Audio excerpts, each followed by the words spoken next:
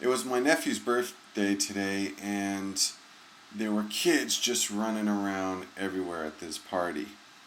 And they're screaming, they're having fun, they're playing, and there's just constant an energy of chaos seemed to permeate the air, but a jubilant chaos for the kids. For adults, it is very exhausting and enervating to constantly having your energy drawn outside of yourself in order to watch your kids, in order to make sure they're behaving, in order to give them attention, to clean them, to poop them. They're such dependent little beings. And I can't help but to reflect, what drives us to procreate and make such great personal sacrifice? I understand that it's a biological impulse, survival of the species, it's an evolutionary psychology, all those things, that there's a deep sense within us to procreate and continue the species. And this was very applicable back thousands of years ago, even hundreds of years ago. You needed to have children to work the farm, to take care of you when you got old. And even in tribal days or caveman days, you needed children to expand your clan to ensure their survival. I get that. Today, that no longer applies. The rules have been completely changed and the playing field is completely different. You don't need children in order to survive. You can survive by properly planning for your retirement. You could survive by living simply. There's no real motivation to have children to continue the species. That is no longer pertinent. So then I strip that away. What drives people to have children? Well, there is such an pressure, societal, whether it's spoken or unspoken pressure, and most often it's spoken. Myself being single, I get the pressure or the comments or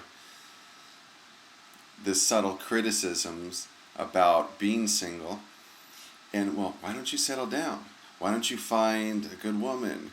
Why are you this? Why are you that? And you'll be so much happier if you conform. Basically is what they're saying. Get married, have a couple kids, have the wife, the house, the mortgage, the car payments.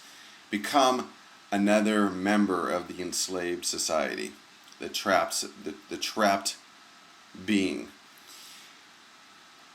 And this is in all aspects, all throughout our day and weeks and months. We're being bombarded with images of marriage and love and romanticizing it on television,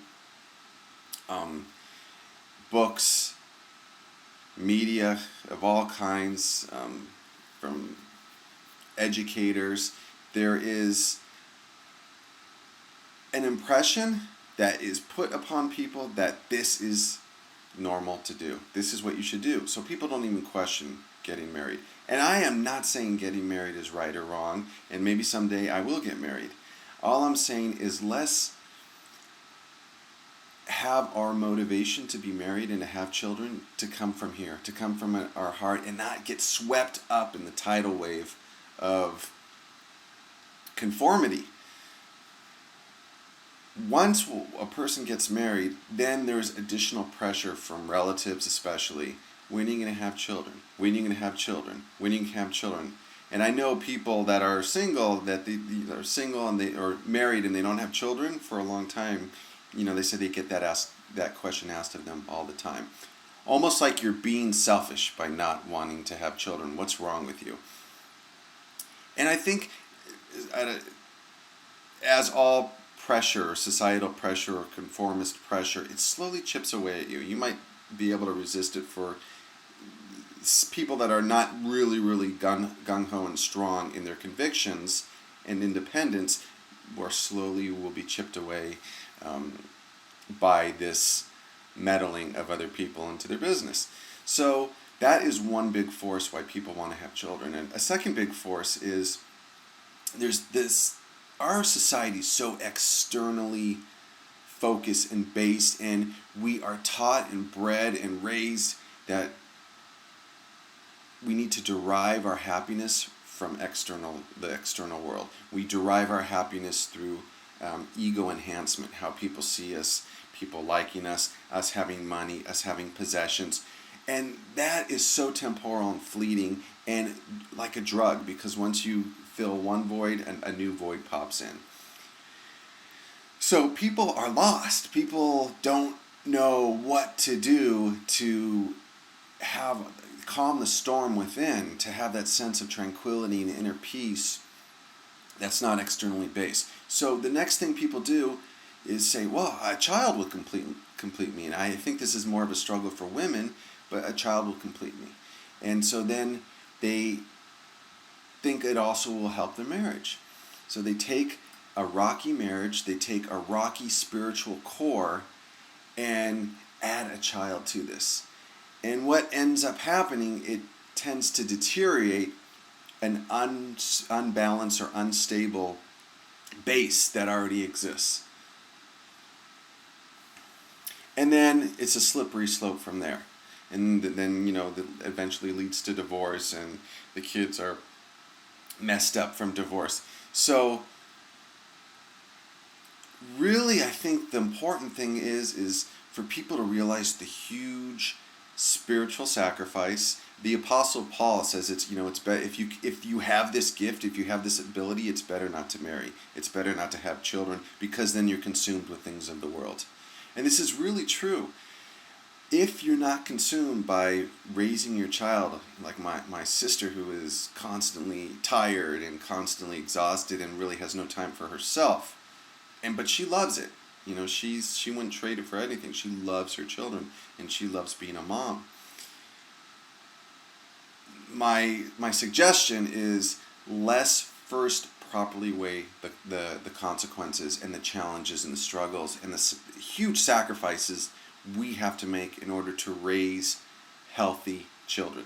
Anyone can have a child, but to raise a spiritually healthy, emotionally well child is no easy task. And just to be aware, and taking this philosophy to all our life decisions, because most of our life decisions have pretty much already been made for us subconsciously before we've ever made them. And a lot of that is culturally based. If you're raised in culture X, you're going to be more prone to make X decisions. If you're raised in culture Y, you're more prone to make Y based decisions. And it comes back to reconnecting with your spiritual core and having that just strong sense of inner guidance that, yes, this is what I want to do, because not from external forces or pressures, but because internally this is where my spirit is leading me. And then when we have a strong spiritual core, decisions make themselves. We enter the flow of life, and we don't do things and make important decisions out of fear or out of lack or out of need to complete ourselves. We make decisions out as an expression of our spirit, our expression to want to be a mom or to want to be a dad, which is a beautiful thing. It's just understanding where the motivation comes from and what the sacrifice is, and are we willing to pay the price? If all those things have been properly ascertained, man, being a parent could be one of the greatest gifts in the world, but it's not because we're enslaved to our biological instinct to procreate, because that's no longer necessary. It's not because we're enslaved to becoming part of society and conforming.